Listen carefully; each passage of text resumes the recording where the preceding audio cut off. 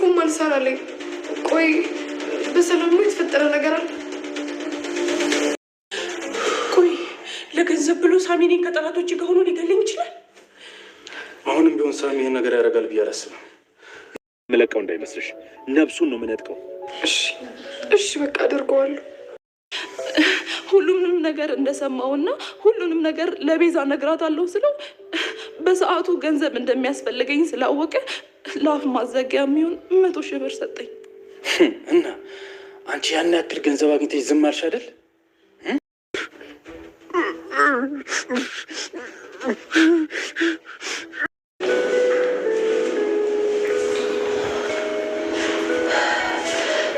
ለዛሬ ሳሚ ሌብነት ልጓዝ እንጂ እዚህ ቤት እንደሆነ ማንም አያስገባኝም። ሳሚ እኔ ሰው መግደል አልችልም፣ በቃ አልችልም፣ እኔ ሰው መግደል አልችልም በማለቱ ምክንያት ሉሲ ወደ እሱ ቦታ ተተክታ እሱ ወደ ሉሲ ቦታ ተተክቷል። ሉሲ እንግዲህ እንደታገተች ይታወቃል። ይህም ደግሞ በዶክተር ሮቤል ማለት ነው። አሁን ላይ ግን ሉሲ ተለቃ ቤዛን እንድትገል ታዛ ሳሚ በተራው ወደ እገታው ገብቷል። ሉሲ አያቷ ጋር ሄዳለች በማለት ያስተባበለው ሳሚ ዛሬ ላይ እሱ ወደ እገታው ሲገባ ሉሲ ወደ እነቤዛ ቤት ገብታለች። ልክ እንደደረሰችም ሳሚ የት ነው ያለው በማለት ነበር የጠየቀችው። ሳሚ የት ነው ያለው? ምንድነው የተፈጠረው? ሳሚ ምን ሆኗል? ንገሩኝ በማለት ነበር የጠየቀችው። እኛ ምንም እንደሆነ አናቅም፣ ግን ሰሞኑን ጥሩ እይታ አይታይበትም ነበረ። በጣም ጸባው ተቀይሮ ነበረ ይህን 2 ቀን። አንቺ ምን ሆነሽ ነው? የት ነበርሽ? አያቷ ጋር ሄዳለች ብሎ ነበረ። መቼ መተሽ ነው? ነይ ግቢሽ በማለት እንግዲህ ወደ ቤት አስገብተዋታል። ሉሲም አይ እኔ ለትንሽ ጊዜ እዚህ መቀመጥ እችላለሁ በማለትም እንግዲህ ሱራፌልን በማየት አረ ችግር የለም ነይ ተቀመጪ፣ መጀመሪያ ግን እህል ቅመሺ ቢላትም አይ ማረፍ ነው የምፈልገው በማለት እንግዲህ ገብታ ተቀምጣለች። መድኃኒቱንም አውጥታ ቤዛ ይቅርታ አድርግልኝ፣ ወይ አንቺን ወይ ሳሚን ከሁለት አንዳችሁ ማጣት አለብኝ፣ ሳሚን ከማጣ ደግሞ አንቺን ባጣ ይሻለኛል፣ ይቅርታ አድርግልኝ እያለች መድኃኒቱን ይዛ በነበረበት ሰዓት ሮቤል ይደውልላታል። ሮቤልም ሲደውልላት ሄሎ አያቴ ብላ ነበረ ያወራችው። ሉሲም እሺ በቃ አደርገዋለሁ አልኩ እኮ ምንም እንዳታደርገው በማለት ነበረ የመለሰችላት። ስራሽን በአግባቡ ተወጪ፣ ይህን 2 ቀን ፈጠን አድርጊው እያላት ትገኛለች። ከዛም ቤዛ ስትመጣባት እሺ በቃ አያቴ ቻው በማለት ነበር የዘጋቸው። ይህንንም ደግሞ እሱ ስለነቃ ቤዛ መጣችብሽ ማለት ነው፣ አፍጥኙ ስራሽን እንዳዘነጊ በማለት እንግዲህ ስልኩን ይዘጋዋል። ቲጂም እንግዲህ የቤዛን ይቅርታ ለማግኘት በወዳ በወድህ እየጠመመችና እየቀመመች ትገኛለች። ሉላ መቼ ነው ግን ወደዛ ቤት የሚገባው በማለት ሄዳ ጠይቃት ነበረ ከቲጂ ጋር። ቲጂ መጀመሪያ እዛ ቤት ያለውን ነገር ማጣራት አለብኝ፣ እዛ ቤት ያለውንም ነገር ከሳሚ ጋር ምን አይነት ወሬ እንደምታወሪና እንዲሁም ደግሞ ምን እንደምመልሽለት በደንብ ማጣራትና ማወቅ ያስፈልገናል። ስለዚህ አሁን ላይ ለምሳሌ ሱራፌል እንደወጣ እንደገባሽ የት ነበርሽ ዛሬ የት ነው ዋልሽ ብሎ ሊጠይቅሽ ይችላል። ያን ደግሞ ግዴታ ማወቅና መመለስ አለብሽ ትላታለች። አሁንም አልሞተችም ማለት ነው። ስለዚህ በቃ አክስት ያላችሁ እውነት ነበር ማለት ነው። ምን እንደታያት ባላይም እጅግ በጣም ተጠራጥራሻለች በማለት ትነግራታለች ሉላ። ሰላም ጤና ይስጥልኝ ውድና የተከበራችሁ ተመልካቾች እንዴት አላችሁ? እግዚአብሔር ይመስገን እኔ በጣም ደህና ነኝ። በያላችሁበት ሰላማችሁ ይብዛ እያልኩኝ ለዚህ ቻናል አዲስ ከሆናችሁ ሰብስክራይብ፣ ላይክ፣ ሼር በማድረግ ቤተሰብ ሁሉ አበረታቱኝ።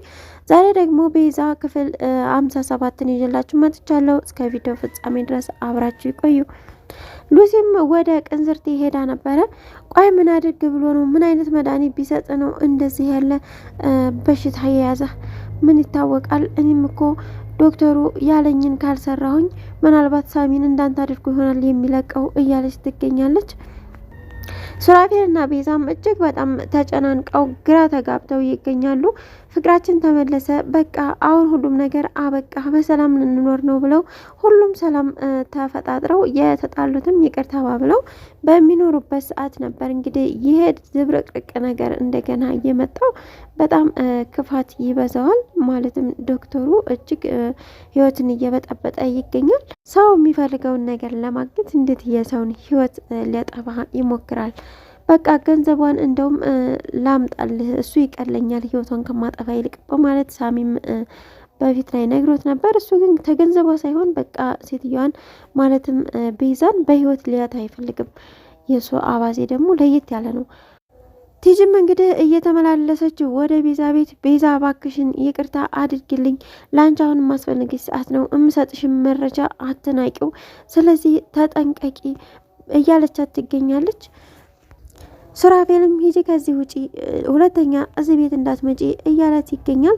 ቤዛ ግን በጭንቀት ልትሞት ነው። ምክንያቱም ማንን ማመን እንዳለብኝ አላቅም፣ ይሄ ነገር በቃ ዝብርቅርቅ ብሎብኛል እያለች ትገኛለች። በጣም ተጨንቃለች። ቲጅም እንግዲህ ከማስመሰሉ በኋላ ልክ በሩ ላይ ስትደርስ ነበረ በሩን ያዝ በማድረግ አይ ቲጂ ኮሜዲያን እኮ ነሽ፣ ይዋጣልሻል፣ ይሳካልሻል፣ ጎበዝ እንዴት ነው ግን ማስመስለው? ለራሴ ራሱ ይገርመኛል እያለች እንግዲህ የውሸት የአዞ እንባዋ ወደ ሳቅ ተቀይሮ ወደ ቤቷ ሄዳለች። ዶክተር ሮቤልም እንግዲህ ሳሚን ይዞ እያሰቃየ ይገኛል። ይህንን ነገር የማትፈጽመው ከሆነ በቃ ያልቅልሃል በማለት ነበር እንግዲህ ሲያስፈራራው የነበረው። እኔ እኮ ሚስጥር ብዬ ለአንተ መናገር ይህንን ነገር አንተን ማዘዜ ነው። ሲቀጥል ደግሞ እንዴት ሚስጥረኛ አድርገህ ለቲጂ ትነግራታለህ ሁሉንም ነገር በማለት ነበረ ሚስጥሬን ለቲጂ ለምን ተናገርክ በማለት እንግዲህ ያፋጠጠው። ምናልባት ቤዛንም ቢገሏት እሱ በሰላም መለቀቁ አይታወቅም።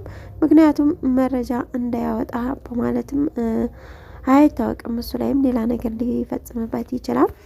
ሉሲም እንግዲህ በጣም በመጨናነቅ እና በመቸጋገር ላይ ትገኛለች። ይህም ደግሞ እንዴት አርጌ ልግደላት፣ ምን ላይ ልግደተው የሚለው ነገር ነው። ዶክተርም እየደወለ አፍጥኘው በዚህ 2 ቀን ማሳካት አለብሽ እያለት ትገኛለች። ቲጂም አሁን ላይ ቤዛን እየተከታተለች ትገኛለች። ከቤዛ ቤት ያችን ሉላን እንዴት ማስገባት እንዳለባት እየጣረችና እየፈለገች ትገኛለች።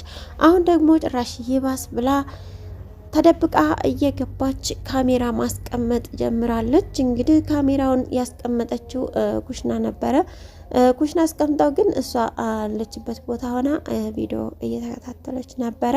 ቤዛም ልክ ወደ ኪችን ወደ ኩሽና እንደገባች ማለትም እቃ ቤት ማለት ነው እዛ እንደሆነች ቲጂ ትመጣና እንዳትጮህ አፏን ታፍናታለች። ቤዛ እንዳትጮሂ የምነግርሽ የማሳይሽ ነገር አለኝ፣ ስለዚህ እንዳትጮሂ በማለት እንግዲህ ቤዛን ዝም እንድትል ካደረገቻት በኋላ ሂጂ ውጭ ከቤቴ፣ ምን ፈልገሽ ነው ግን አንቺ ልጅ እያለች ትገኛለች።